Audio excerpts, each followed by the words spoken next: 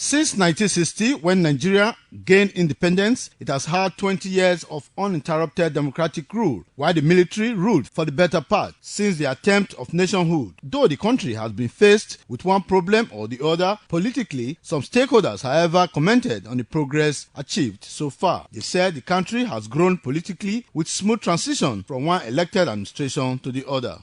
The country has done very well. We might not say 100%. But we have to remember that the military took a chunk of these 59 years. And don't forget that 90% of the people that have been holding power, even after the military left finally in 1999, they are products of the military. But if I'm to look at Nigeria, I would say we have fared well. We have achieved a lot. Democracy, we witness the transition from one government to another. We also witness the transition from another government to another when Goodluck Jonathan was handed over to the present President Muhammadu Buhari.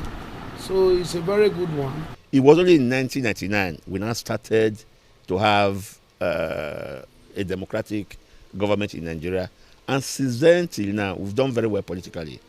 If you ask your father, he will tell you in their days, if I was in PDP and you are in APC, we don't talk, we don't build houses in each other, my daughter cannot marry your son, that kind of thing. But we have passed that stage now.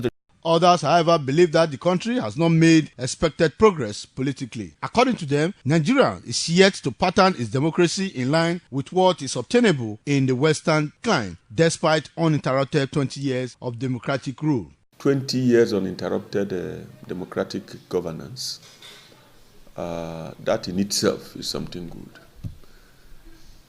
But what appears to be a little bit disturbing is that within the 20 years, what has happened? What have we really achieved within these 20 years? It's really disturbing.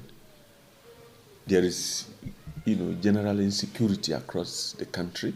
As a country, politically speaking, I think we are still learning the ropes.